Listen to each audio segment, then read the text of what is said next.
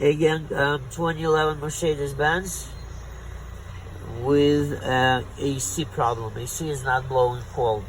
Looking at the AC data, and it shows that climate control pushes about 1 amp of current into the compressor, which should be okay for the compressor to do the job, but the air is not cold. I'm going to confirm. I'm going to turn it off. Turn it off, turn it off. 1 second. Turn it off. Yep. Turn it back on again. Yeah. Alright, so the compressor seems to be the problem. It needs a compressor. Okay? Thank you, and subscribe please.